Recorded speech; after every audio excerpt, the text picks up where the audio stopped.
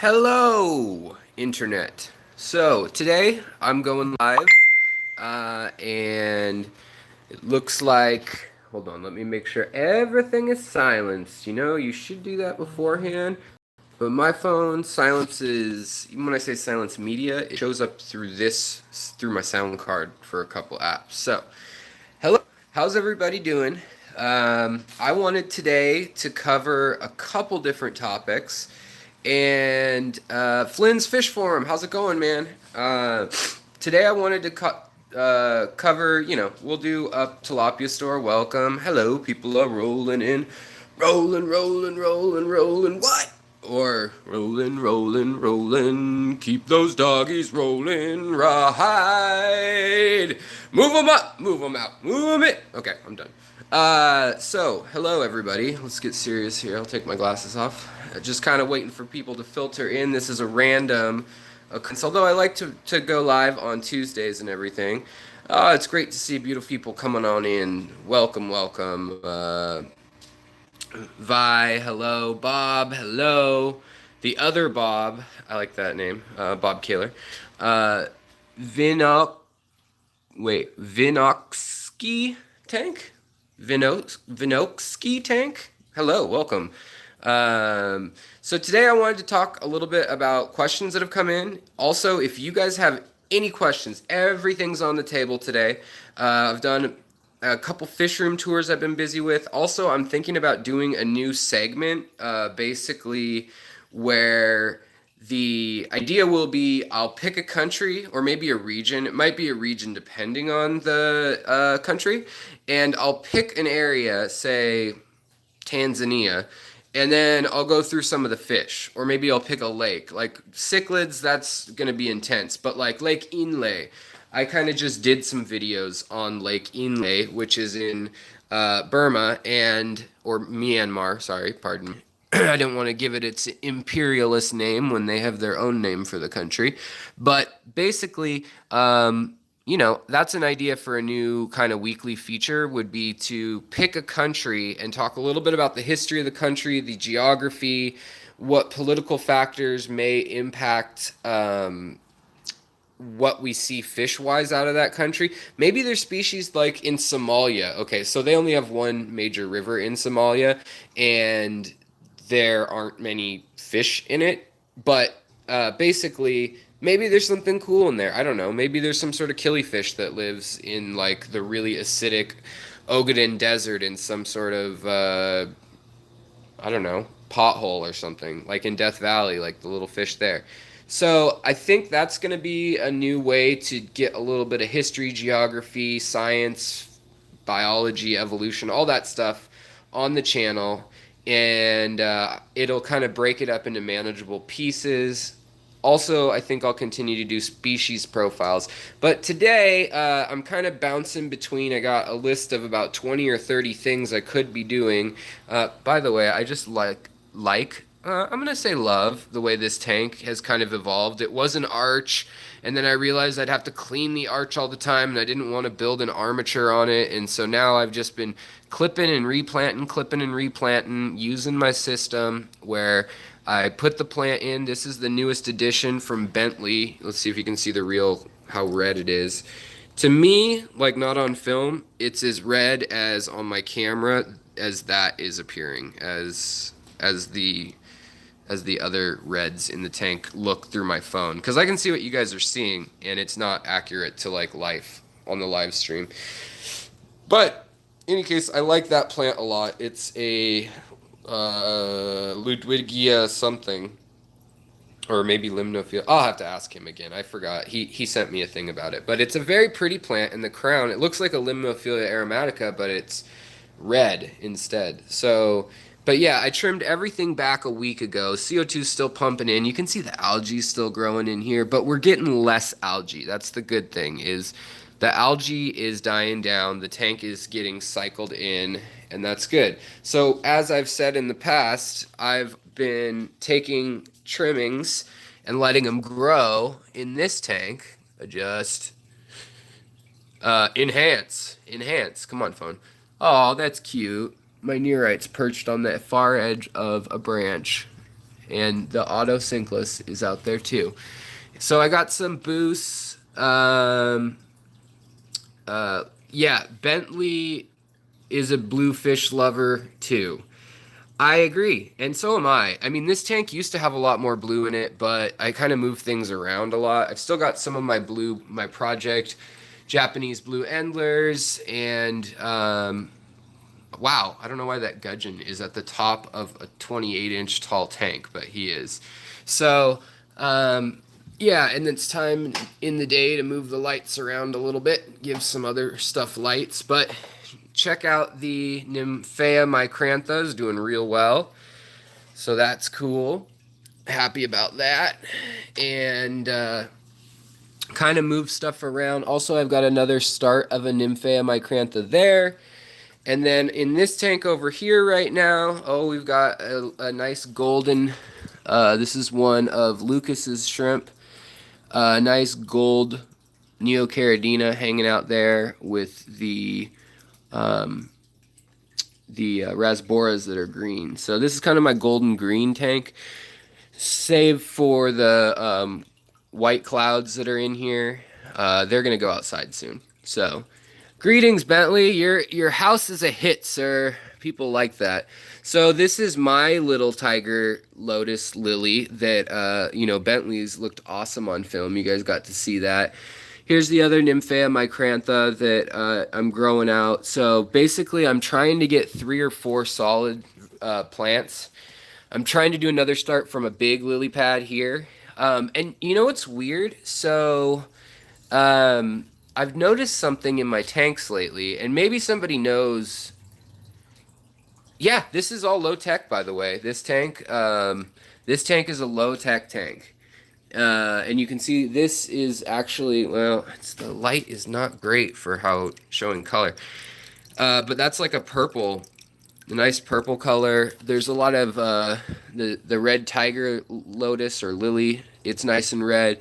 There's this is flamingo, pink flamingo, cryptocurn. There's also Scarlet Temple plant. We got lots of reds for low tech.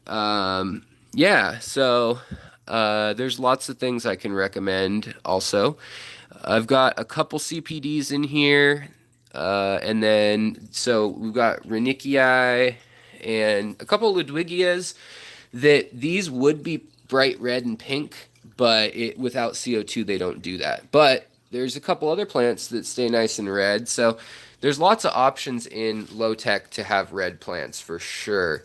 The Renickii I don't like as much just because it's, I don't know, it melts on me for some weird reason. But this lily pad is from this plant. And recently, I finally figured it out. I mean, maybe I'm the last person in the world to know. Uh, yeah, so these these plants here, I don't know if you can see. Let's see if we can actually show they have that same texture as like if you ever looked at reflective lines on a highway or like speed bump things, not the like the little turtle things in the road that reflect light. These have that same kind of bumpy texture of iridescent reflectiveness, and that's actually what allows this species to turn colors the way it does under various lights. But it keeps sending up these runners in this spot, and there's no bulb, which is odd, but it keeps sending up runners all the way to the top. Here you go. We can show you the top now. Let's see, because they're gonna die once they hit the top. These ones. I'm waiting for a bulb to hit the top, but basically here you can see kind of the purples you can get in there when you turn it just right. Let me get some light over it a little bit better. Come on. But yeah, it can be very, there we go. Oh, you guys can't see that. Hold on. Is that better? You see how purple it is? You're just gonna have to trust me. It gets very purple. So that's why a lot of people have wanted this morph.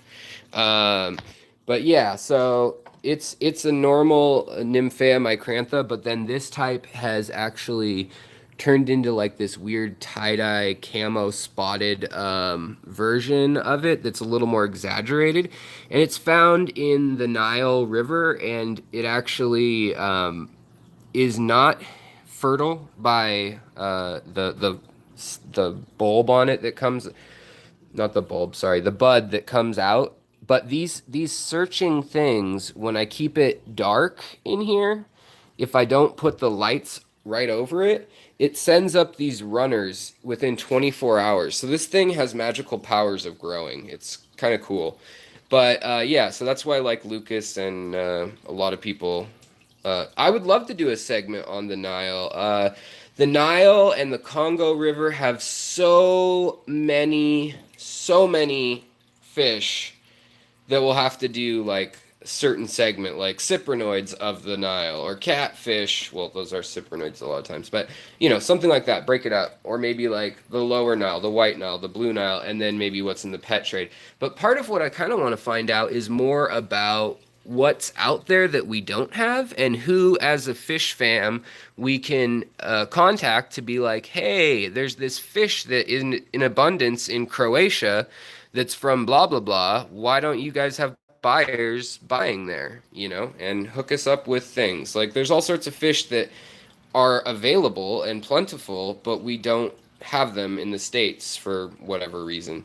These lights, I always get asked about these lights. They're cheap as heck. They're $24 to $30, and they're called Go Sun lights off eBay, and they are Chinese built with Russian lettering all over them, but they've held up really well for the last 2 or 3 months now. I've had these ones, and they grow like none other. This is not a high-tech tank, although for 5 days I ran CO2 at 2 drops a second, 2 bubbles a second.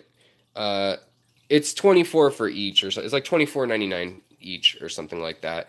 But they're 30 watts a pop, so they do suck a little bit of energy. But as I always show in these casts, this is daytime. I already have sunlight coming into the room, and they light up the room enough to cast shadows. They are crazy. Black rams. I would like to see that. Also, I don't know if any of y'all saw Lucas's black corridors, but those were pretty cool. There's a lot of corridors that we just don't have. Some of them are from the far northern region of Colombia and up into the cooler waters, which is actually kind of fun to take care of some colder temperature fish. And those fish, though, are in a region controlled by the FARC, FARC, which is a basically a terrorist group. They've kind of slowed down and signed a peace treaty, but still, if you're a tourist or a trader in fish, it's not worth your life over the cocaine trade and the politics going on there. Right now, actually, you just might have seen that, but there was some shaking and a little poof cloud going on. So there was just those little galaxy rasboras, as they shouldn't be called. They were just now mating, which is late in the day for them. It's kind of funky. They just the female just dropped a couple eggs into this dense plant here, and 3 males swooped in and did their milting thing on the eggs as they were dropping. So that was kind of cool. Also, the plecos. These guys are great if I loosen up the algae for them. For some reason, with this specific algae, they need it to be scraped up a little bit for them, and then they suck it right up, which is great. I think they're eating a lot of the biofilm off of it, and if I scrape it up and it has enough surface area, like all around, then they decide, okay, it's worth, I'll eat the whole thing. Let's see, let me look at the chat real quick. What was the bid on those black rams? Alex's video who hit me up to buy his leopard frog. Same guy I mentioned in Alex's video who hit me up to buy his leopard frog. I saw blah, blah, blah. No, blah. Oh, yeah.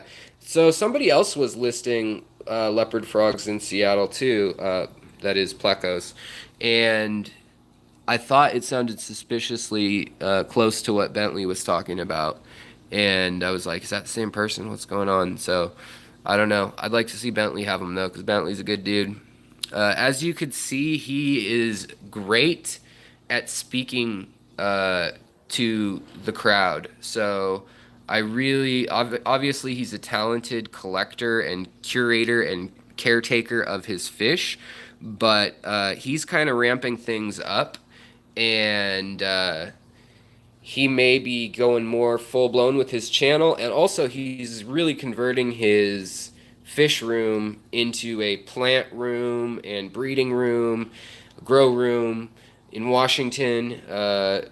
Most people would assume a grow room is something else, but he is going to be doing it legit and doing all sorts of plants and cool stuff. He's got some rares that he is working on, and yeah, so keep an eye on Bentley. I mean, he's in all the groups and stuff, chatting with everyone. I mean, obviously, but he is one of the kindest fellas I've met through the fish club and in general. So I really, really liked going down to his place and checking out his stuff. Him and I chat at the meetings and online and stuff, but to finally see in person his setup was something special. So it's amazing the little gems that are hiding all around your region. There's people who aren't involved in any clubs or anything, and they'll have a setup that is better than anybody in the club, you know? So it's kind of interesting. I mean, Bentley is in the club, so I'm not talking about him. But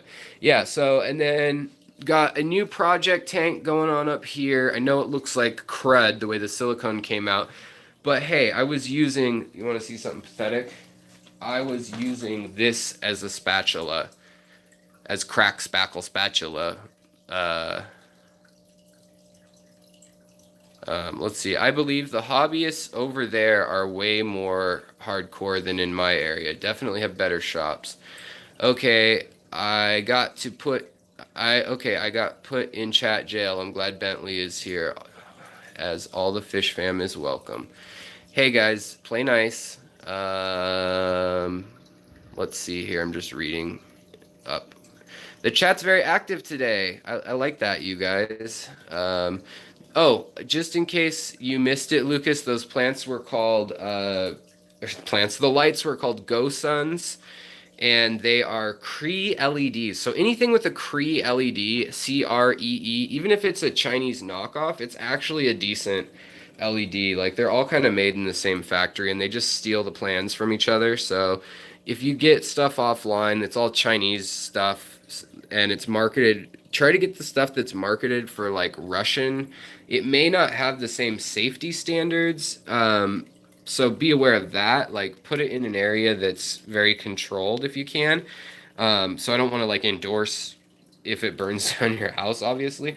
But you can get price wise, and as far as I've seen it, as well as friends of mine, you can get some really amazing deals when you buy stuff that's made in China or the Philippines or wherever.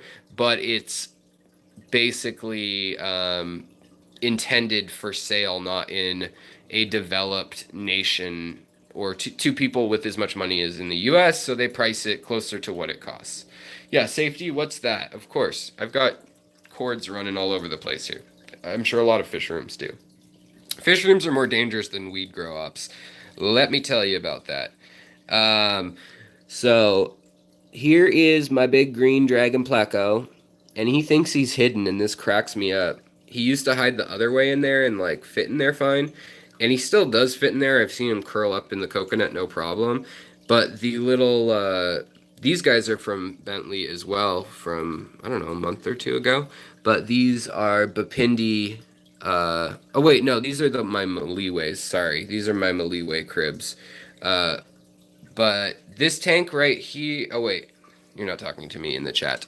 In this tank, I love that for some reason my ruby tetras have been very, very. Oh, Bentley's leaving. All right, bye Bentley. Thanks again for contributing to the channel, and you guys check out his channel. He's starting to get more active with it, and sell more plants by the stem and stuff. So check that out. He's got some cool stuff. But in any case, so this tank, I was doing this blue Endler, Japanese Endler experiment. It's kind of, sometimes you get bored with a strain, and I like this strain a lot. But now that I've gotten it so that I can, like, this is the baby of the other one. And now that I've got it so that I can make these when I want with this male and any one of these females. Here's a young generation 5. Where'd it go? There's generation 6 now all the way in this tank. That's how long this experiment's been going on now. Oh, there's generation 5 right there. He's starting to color up, little male. Um, so I guess I've introduced some leopard antlers from Lucas's line that have a lot of blue in them, and I'm trying to mix them because you see the little. Stop it! Come on, phone, focus. There's a leopard print pattern in the tail of this antler. You see that? There's a couple dots there, and it's in black and yellow. Well, in any case, I'm trying to get that to pass on. So, yeah.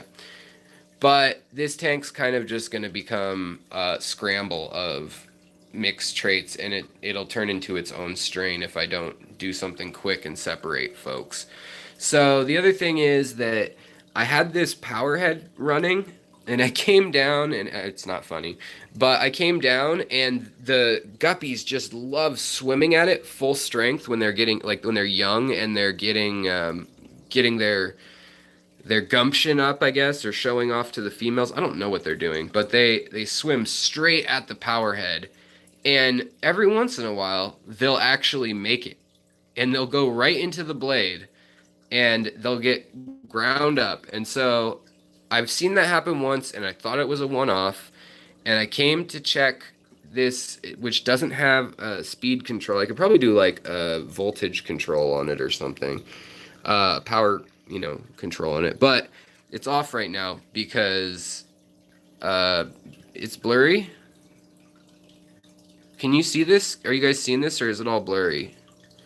But in any case, this power head um, just like sucked up. There were 4 dead fish in there in one night, so I don't know what happened, but they all got munched.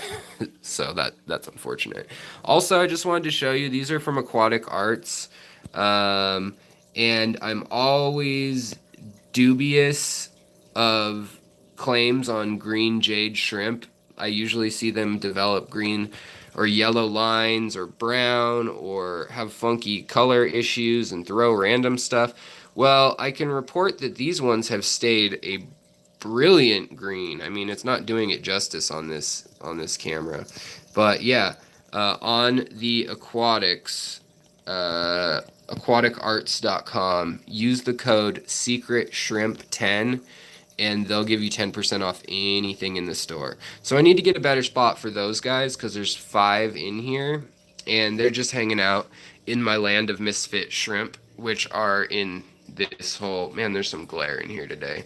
And the blinds are closed, and I think that ambient light made it worse. So the other thing that's new, I have Jade Shrimp 2 that has been stable. Did see one red being thrown so far. Oh, that's interesting. That's really interesting, HC Aqua. Marineland, hands down, best customer service I've dealt with in this hobby. Any warranty or defect issues, they replace within a week. That's good to know. Also, Alonzo, welcome. Andre. Sorry, I'm just playing. Also, I'm trying to start another Nymphea micrantha in this stuff. This looks like a mess. Sorry, there's some reflections, but it's actually snails and food. And right now, the shrimp are just like leaving it alone and not eating, and it's making me kind of frustrated because a billion snails have been being born. So I got to clean that out, even though I just cleaned it out. They have gone to town on the catappa leaf, so if you can see that, my and they've done it over here too. So this was a whole leaf, 2 weeks, 3 weeks ago, 2 weeks ago, and not only has I mean, maybe there's the bacteria that's breaking it down, but the shrimp themselves have broken this thing down like nuts. They've just torn it down. So, catappa leaves are a good thing. Like in here, they're not touching their food today either. Sometimes the shrimp come out at night to eat and then graze on biofilm in the day. But Where do I get my cribs? I've gotten them from the Wet Spot in Portland. I've gotten them from which sell on Aquabid. They have the best price that I've seen from like a store with a consistent supply. And then I also have bought them from fellow club members. And then I also bought some from a Nigerian dude who literally's family sent them over. I guess. I don't know. I didn't ask too much, but he's like, yeah, my family uh, collects fish and ships them over. So I don't know how that worked, but whatever. I don't even know the guy's name. Met him on Craigslist. So, but the fish were pretty.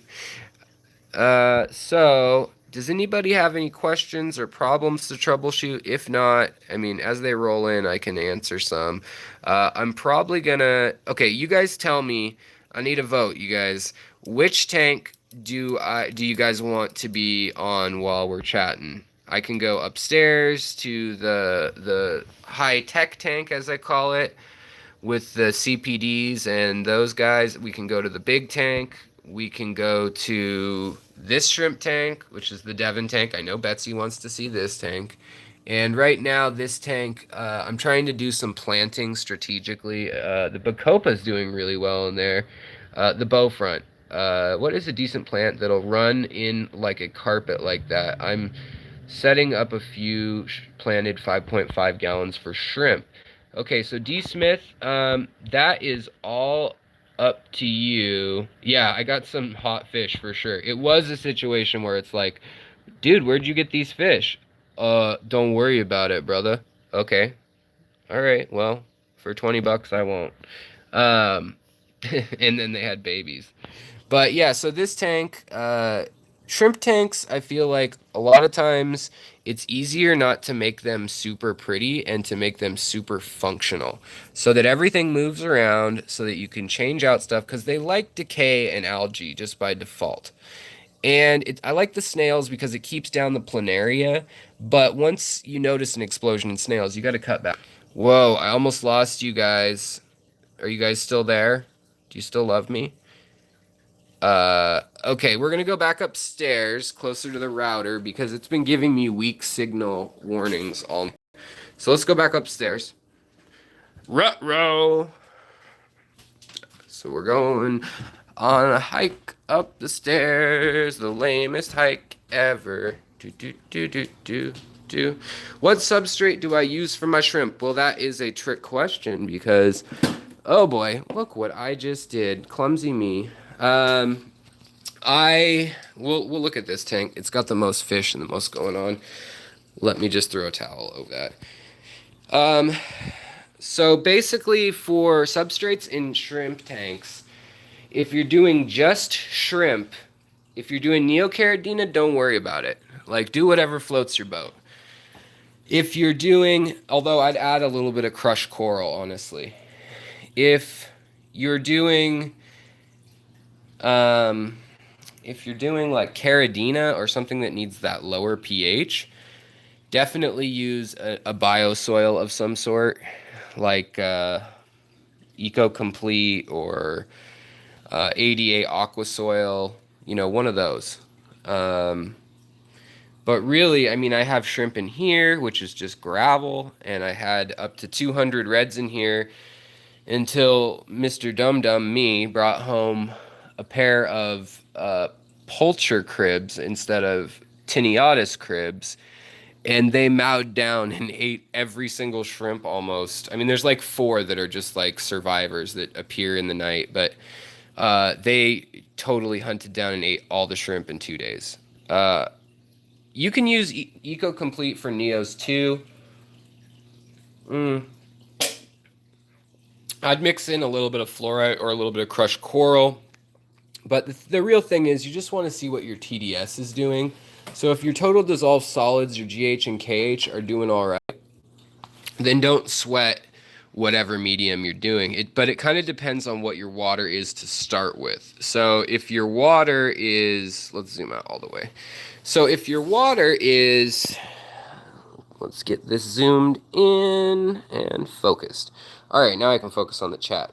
So if your water is hard, Then EcoComplete or ADA soil. Oh, by the way, oh, he just went around the corner. I was going to show you the culprit for who ate all my shrimp in this tank.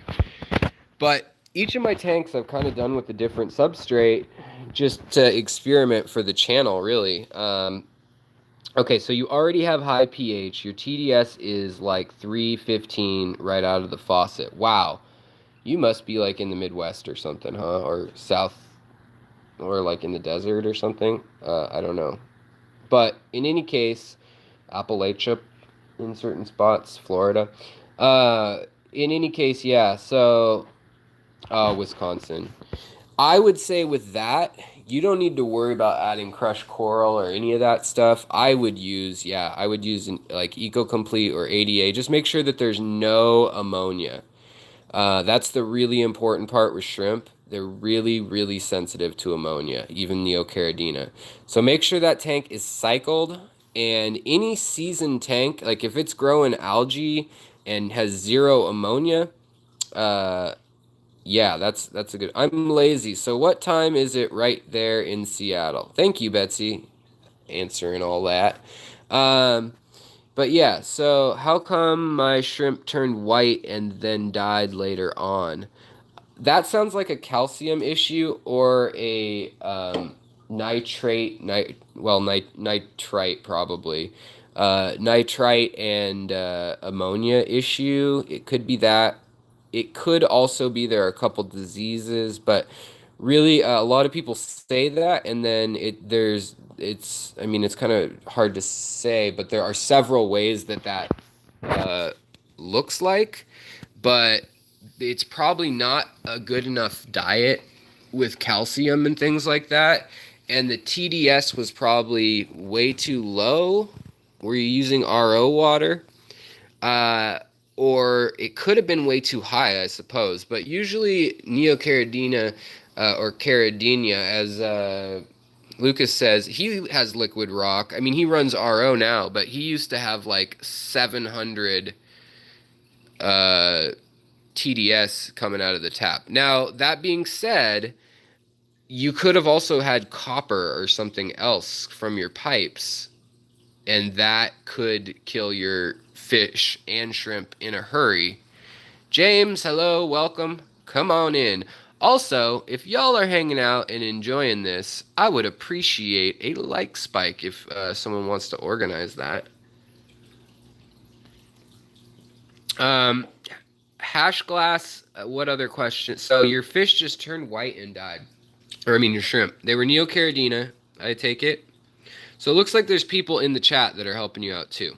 Okay, ready? 3, 2, 1. Hit that like button if you haven't yet, and if you like it. If you don't, then hit dislike. I mean, whatever. Spike, spike, spike. Um, all right, thanks, Betsy. So yeah, I would say that there's a couple things that could have done it, but first off the bat, I always say look at your calcium, look at let's see, calcium, nitrates, nitrites, and ammonia. I saw your comment.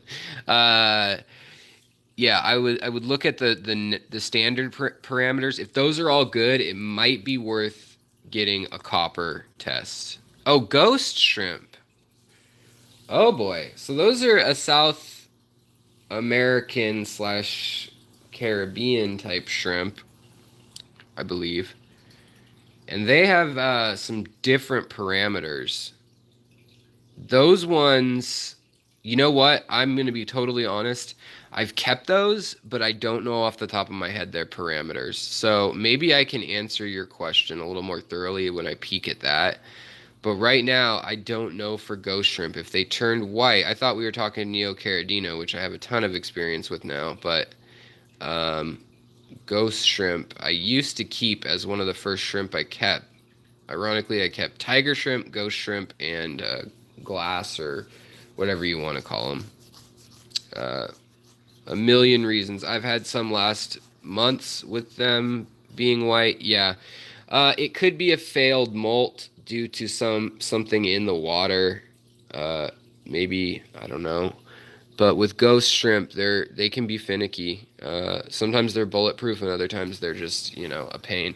They're kind of like amanos in that way, where like I've had them live like in a bucket of substrate that I've thrown outside overnight, and didn't see that they were in the remnants of it, and then I've also had them just die for no reason. Yeah, like they exactly like sometimes they don't molt, like they can't get that second. Um, they can't get their exoskeleton off, and so they actually get smushed from the inside out, and that builds up into either a bacterial infection or a hemorrhagic issue for them. Um, and it happens to all species of shrimp if they don't have the proper nutrients, but it can also happen too if something's wrong genetically. So I would try, I mean, if you have other tanks, try putting it in another tank. But really, I would talk to your water company if they do that where you're at and ask for a printout of everything that's in the water and what levels it are. If you got iron that's insane or so, oh man, the gudgeon just took a chunk out of this poor rainbow skin. Oh, poor guy. That gudgeon is mean. I want to get rid of that gudgeon. Anybody want a peacock gudgeon? Where are you, Bentley? Uh, I already gave away all my other ones. These are the guys who were responsible for killing 80% of my shrimp back in January.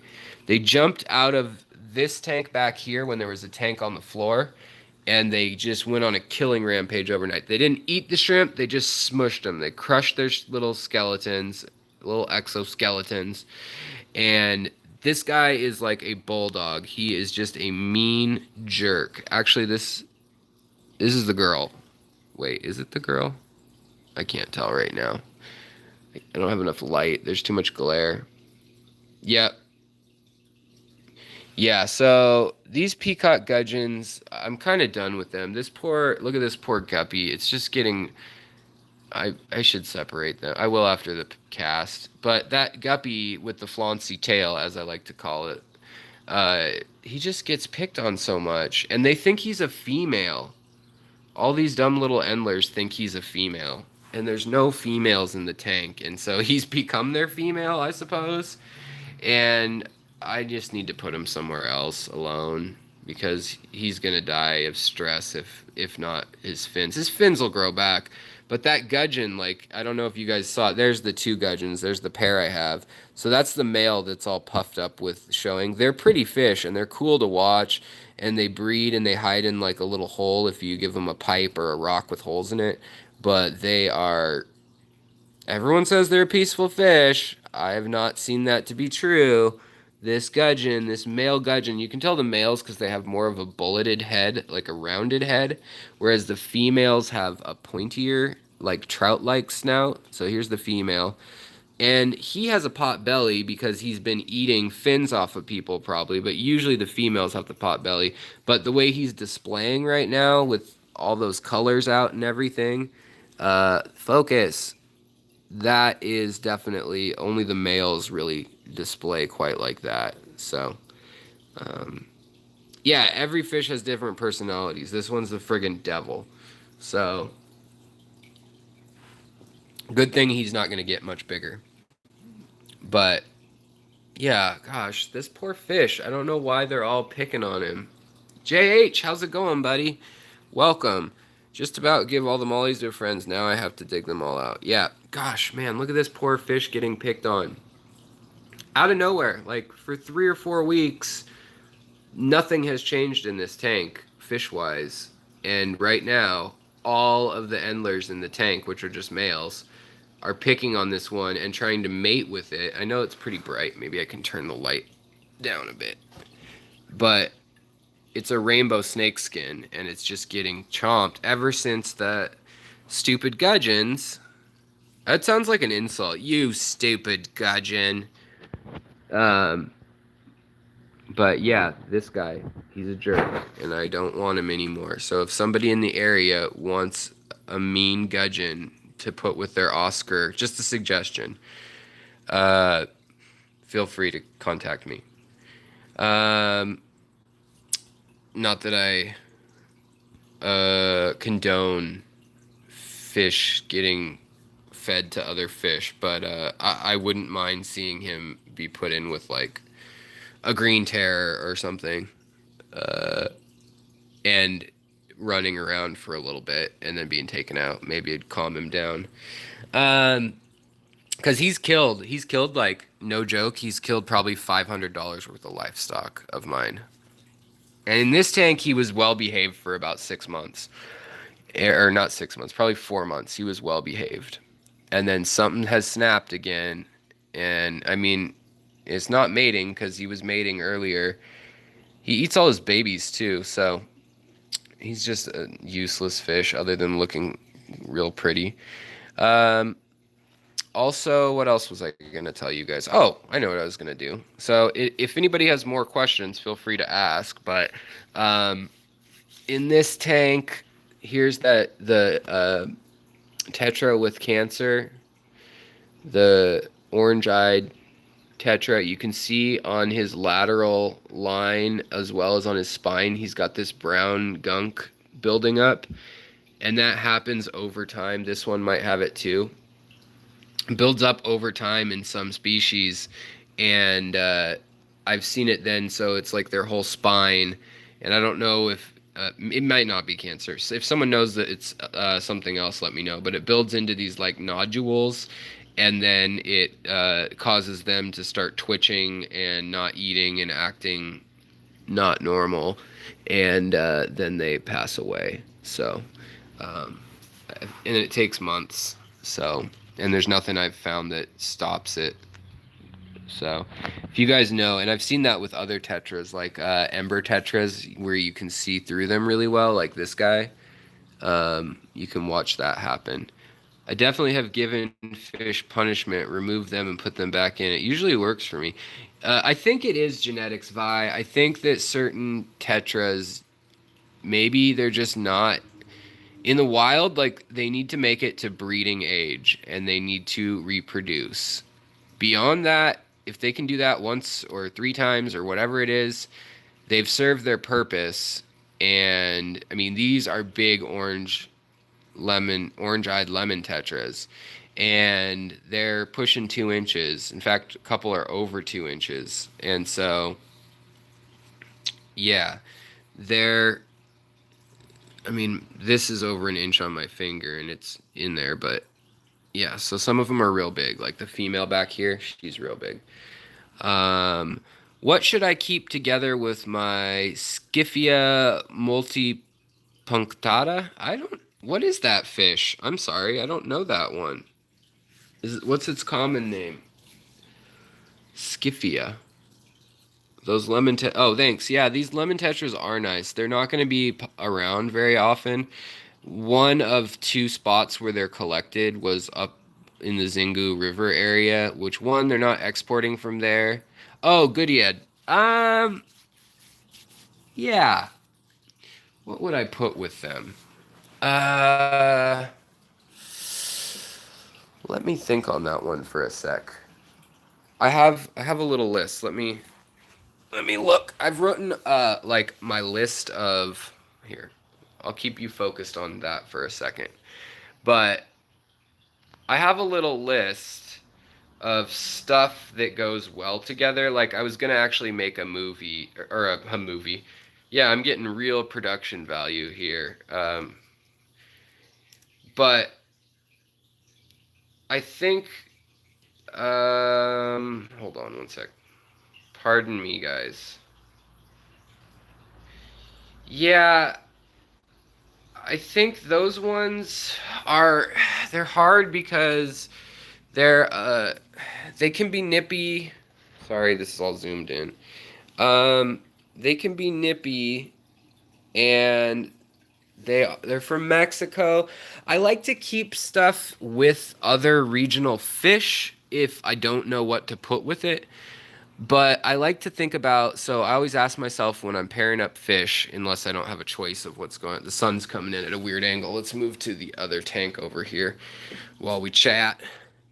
Let me grab a chair too. So when I am deciding what to put in a tank together, I always think about what their environment looks like. in the wild and like to think about what they're afraid of and what they eat. Like what are the basics? And if there's a lot of big fish in the water, then they're probably going to hang out in the shallows under sticks and stuff, and I like to give them those sticks and things. If they are the king of their little pond, if they're from a little pond, then I would like to think that they are going to do fine with other little fish. But if I were you, I would probably put like sailfins or like mollies, platies, something like that. I mean, I know they could probably interbreed possibly, but I mean, I would do that as long as you're not going to let them out or sell them as pure to anybody or whatever. But any larger live bear would work out well, probably. They're from the same region. They may get picky on the fins and stuff. Also, I mean, anything that's quick is going to be fine. So, like little tetras, like ember tetras, neon tetras, um, black neon tetras, but I want no babies eaten. Yeah, that's a tough one. They'll eat their own babies, so. Um, I don't know. I've gotten so partial to little cyprinids, so meadow minnows, uh, galaxy rasboras, but celestial pearl danios. They're actually a danio. Obviously, a pleco or some sort of bottom feeder. Corridoras are going to be totally fine with them. That'll kind of keep stuff on the bottom like getting cleaned up. So I would do some corridoras, a couple quick schooling fish maybe, and then if you really want, you could try like a super red swordtail or something like that, like a molly or a platy that's big, that's got big enough that it, isn't a threat. It kind of depends on if you've got a wild strain or if you've got something that's been manipulated a little bit and is larger or smaller or whatever. Um, but yeah, I'm a big fan of these little meadow minnows. They will eat some fry, but they're quick enough that they get away from everything that eats them. Yeah, tetras are always a good choice too. Rummy nose tetras would be another good choice. They school in groups as small as 6, and even if they get bullied at all, it's actually kind of a good thing as long as they're not getting hurt. But if they get nipped at a little bit, they'll school up. And if you have 6, they'll do the formation of 1, 2, 3 in a stack triangle. And they'll kind of group like that, which is kind of cool. Erythromicron are coming out. If I sit here long enough, they kind of are curious and come out. Whereas celestial pearls, they'll come out. But these guys, the erythromicrons, are real skittish. There's 8 of them in here. And there's 10 or 12 celestial pearl danios in here. And then, of course, guppies are just happy-go-lucky, plucky duckies. And these meteor minnows, which are white cloud minnows, are actually really red. It's kind of cool. Yeah, thanks, Betsy, for reminding folks that. Hit the like button if you are enjoying being here. If anybody else has any other questions, just chime in. So, I don't want to make fun of anybody because we all had to learn at some point, but I did want to share with you. So I get questions daily, and I try to answer them to those people, okay? But I got some questions the other day that blew my mind, and maybe I'm being trolled. Maybe the channel has gotten to the point where now I'm being trolled.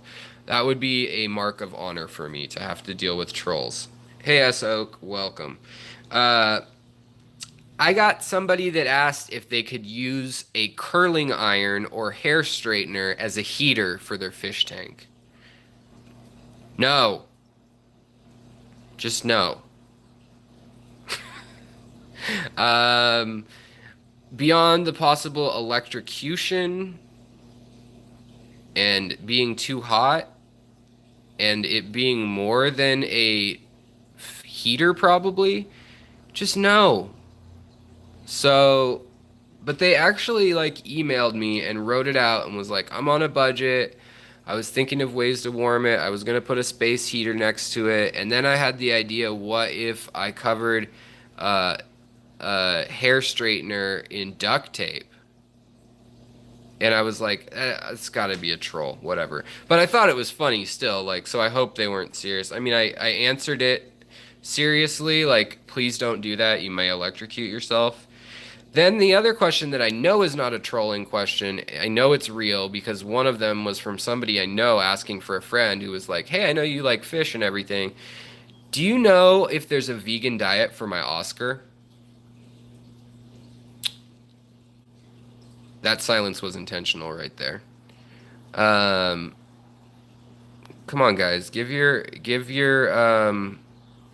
fish what they eat in the wild or as close as you can to it. If they're predatory fish, give them something with lots of protein and not like almonds or something. Like give them like salmon meal or brine shrimp or whatever it is in pellets if you have to.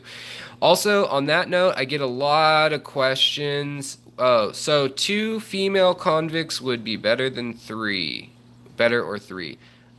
I think with females, usually you can stack them in there pretty good. Sometimes they get territorial with certain species. Convicts, if you've got a big enough tank, it should be no problem whatsoever. Uh, and big enough, like if you have a 40 breeder or I don't know, if that's in a 10, then you got a problem. Spirulina does have a lot of protein, but not enough to feed an Oscar for life, like a big old Oscar.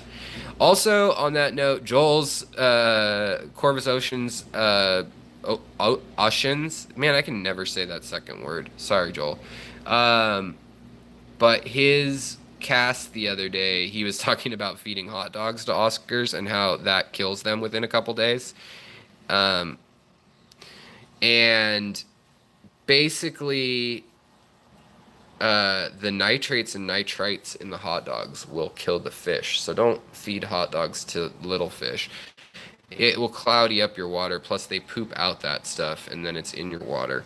Another one that came in that was a real interesting one, and this wasn't to me. This was to my buddy Steve, who owns Aquarium Zen in Seattle. He had a lady come in while I was hanging out, and he was talking with me and stuff. A lady came in all upset. I mean, she was like, "Oh my God, I can't believe it. All your fish are dead. This store is the worst store. I don't even know what to do. I want my money back." And he's like, "Whoa, whoa, what happened? What's going on?" And so she pulls up a bag and she's got a bag of like 15 dead fish. And she's like, "I put them in the tank and they all died within an hour." And yeah, no, I have nothing against vegans. It makes a lot of sense for the world. Eating beef is a terrible thing. I eat meat, but I'm a terrible person. So, but I went vegan with my ex-girlfriend at one time. My wife tries to eat vegetarian-ish.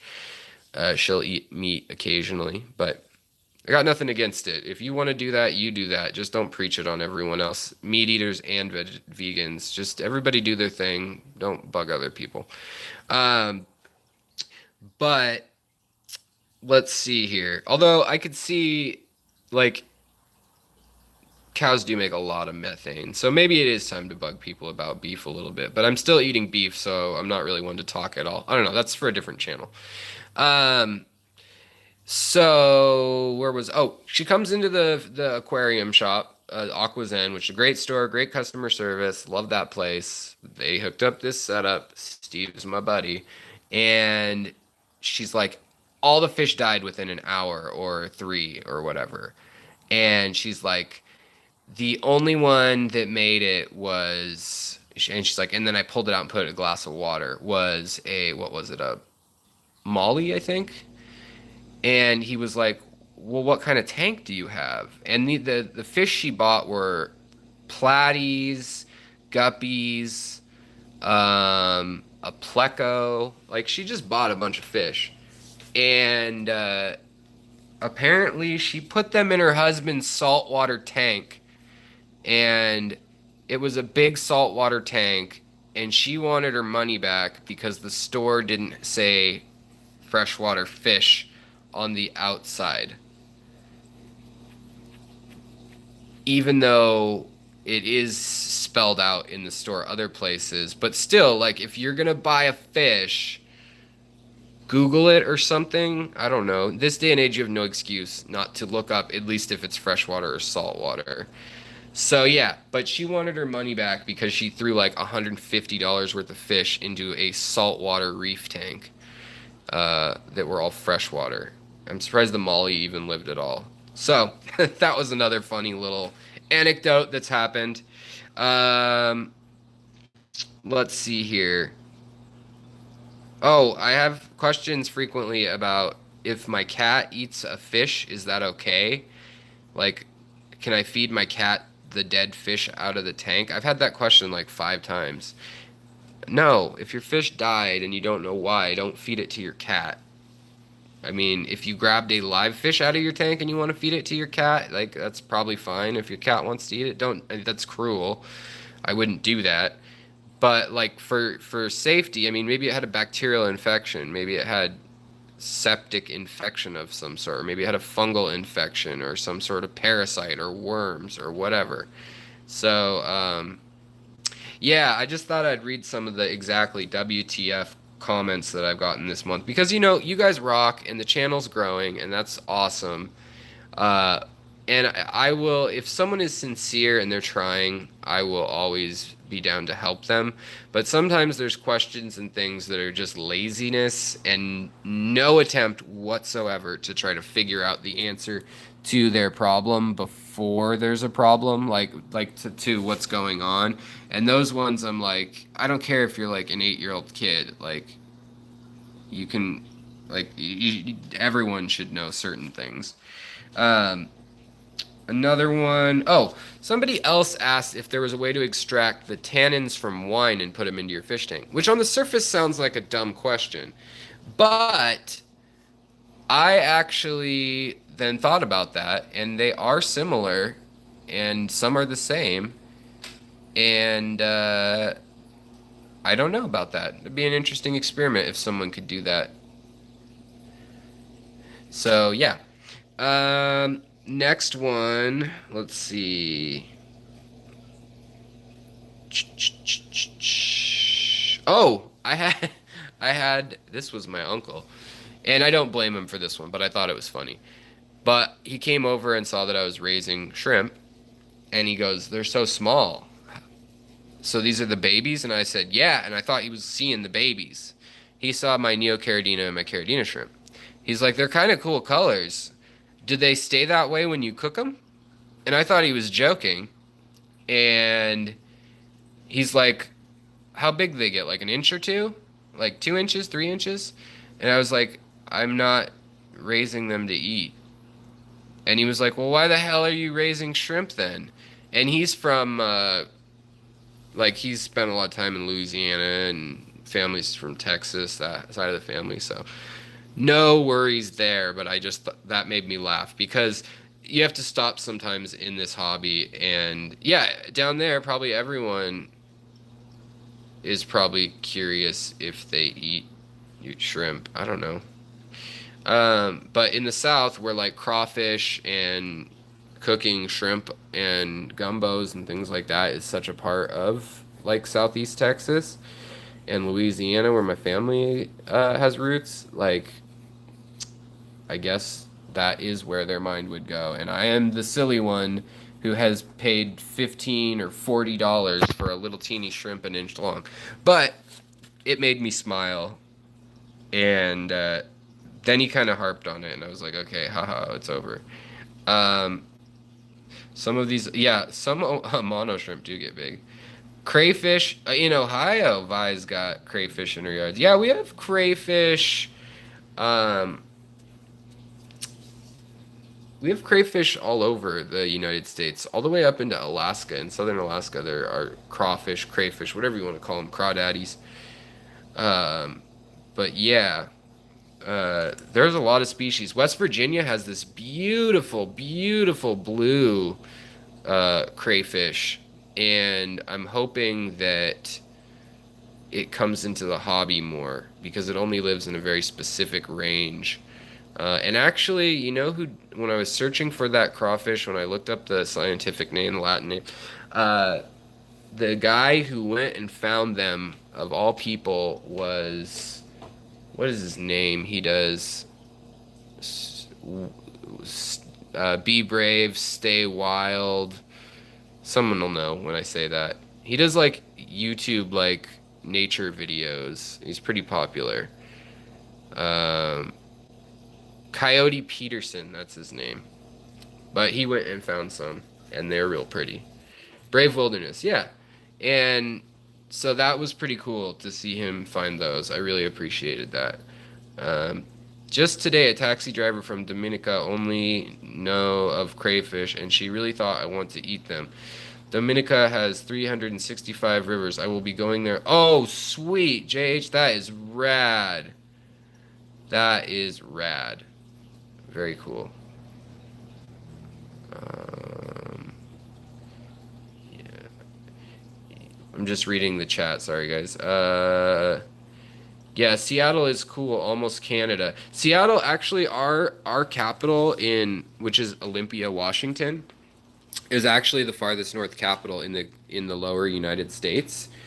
It's farther north than Maine. If you look at a map, I'm putting the chair back. If you look at the map, it's farther south than Maine's capital. So that's kind of a crazy little mind trick of how you know how the map warps things, just like Australia would fit over almost the entire United States, and people think of it as like this little island thing down below. Um, let's see, what was I had another question.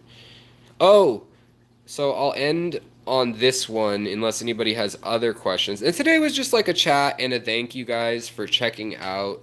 Uh, I'm just reading JH Aquatics. Check out his channel, by the way. He goes on some really cool adventures. He's going to Peru, but he's checking out the guts and the backwoods and stuff for live bears and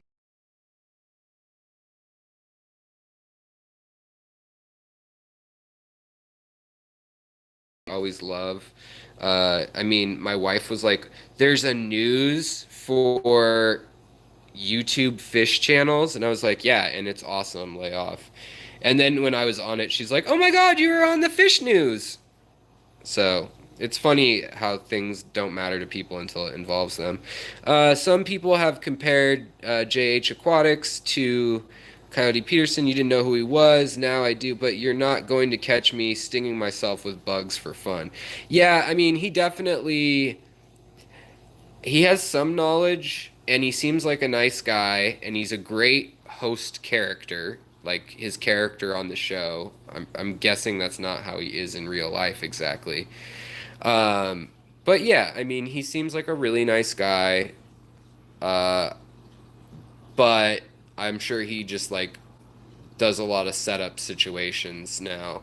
Just like all nature shows have to do. Like, it's really hard to just go out into nature and be like, oh, found the thing I was looking for, no problems here.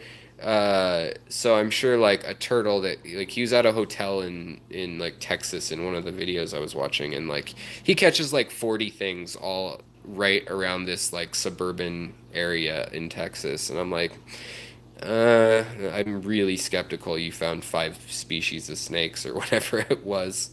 Um, but yeah, and also I can see that you kind of have a look similar to him when you're out hiking far off, like the GoPro shots. He kind of did that early on, but now his show is really produced, and he's got like 10 million subscribers, and like it's bigger than it. He's making more now than he would if he had a show on like Animal Planet or something. So, smart guy with his production team and stuff. Um, Big props to him, I guess. Yeah, and it seems to all be accurate information about the animals. So that's what I care about. But for me, I'd rather watch a boring video. Like National Geographic does these things where they let you go on safari with them. Oh, Brazil is huge. Yeah, Brazil is ginormous. Um, Canada is ginormous. Greenland is not ginormous, even though people, it looks like it's giant on the top of the map. So the Mercator, let me go off on a tangent about history here and politics. The Mercator map projection is the one that in the United States we use, which kind of has Europe and New York, like the center of the Atlantic, as the center of the world unfolded. Now, the Mercator map production is a way to unfold a globe because you won't get an honest representation of a globe. You know what? I actually have the Mercator projection. It's the one you guys are used to seeing. But there was, first during Imperial Empire, or I thought I did. So this is not the Mercator projection. This is actually a more accurate map of things. But this was early on one of the ways of doing global maps, and you just do half the world, and that was more accurate than trying to spread it all out flat. But Africa is huge, and in its projection, look at the longitude and latitude. So all these squares, in theory, are the same size, but in the center, do you see how small, like the Horn of Africa is compared to, or I mean, like at the poles, it's minuscule. So Russia looks ginormous, whereas anything out here on the edges gets huge. And in this one, Australia looks big, like it kind of gets its due. But Madagascar looks teeny, and Madagascar is huge too. Europe looks like it's like teeny too, and Europe is pretty small. But basically, the Mercator map projection. I wish I had a map up right now handy, but I don't want to go digging. I've got tons of maps. I love maps. But it basically was designed to show the world, and it was a very Eurocentric view by white European imperialism. And then later on, it was solidified in the 1960s, 50s, but 60s, really, during the Cold War. They would show a big map, the map you're probably used to seeing of the world if you're from America or Europe. And it's got, America here and Europe here, and then Russia is like ginormous and it looks like it wraps around. Sometimes they even have it wrapping around. They had a month-long conversation at the Pentagon as well as through the White House and foreign policy planners discussing which map they would be using for the UN and other things like that, again, when they solidified everything. And they wanted it to look like the communists were taking over the world. And granted, there was a lot of land that Russia had influence on and China had influence on, but it totally discredited Africa, South America, Australia, Southeast Asia. Papua New Guinea is the second largest island in the world, and it looks pretty small on most maps. So it's kind of interesting. Also, see this? This is called flashing, what this fish is doing. And I hope it doesn't mean it has some sort of parasite, and I hope he's just itchy or something. Yeah, it's a he.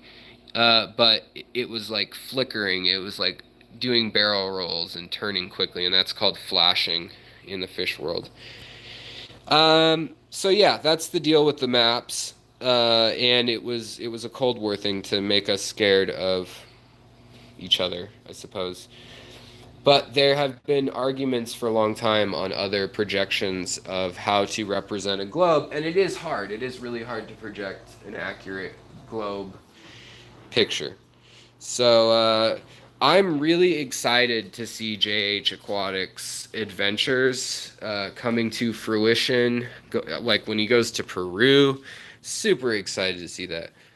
The fish are flashing because they're degenerates. No, the fish are, I don't know why they're flashing. That's what I was commenting on, was I hope it's not that they're sick. But I was just commenting. People a lot of times are like, what do you mean fish flashing? But it was just one that was like rubbing itself against this leaf and flicking and doing like somersaults or whatever. It was a CPD. Also, I have two, I've mentioned this in the past, but they're starting to really show their color because they're getting, let's see if I can block the sunlight. There we go, that's better. So, yes, all fish do it sometimes just as like scratching themselves or whatever, getting like an involuntary thing maybe. It's when they do it constantly or you see like scales missing or like cottony stuff or white stuff, then you know it might be a fungal or bacterial issue. But over here in this tank, So we have danios that are called gold ring danios, and some of them are gold, like this one here. He's gold. And then some of them are silver, like this one here, and you can't see it well on live stream, but he's got a purple flicker, and some other ones do. This one does too. Purple flicker, reddish purple to their tails. You see that reddish purple? In real life, it looks like a real strong purple, actually, to his tail. And the other ones are gold with blue to no color in the tail. And so I think they're two distinct populations. Sorry, did it get on all? Yeah, my internet connection is not doing well today. I'm gonna wrap this chat up, but needless to say, I want to thank everybody for joining me as always. Yeah, there's the pink and purple you can see probably on the fish right there. Perfect. And then so that's but the normal ones look like this. Like that's what you usually buy at the store, the gold ones. So I want to try to breed some of these purple and red hued ones. Yeah. So can you guys see that? Now we get clear photos. Let's see here. Yeah, there's the nice red hue, red and purple hue, and then the gold, the standard gold ring Danio right here. Yellowish, greenish gold, clear fins.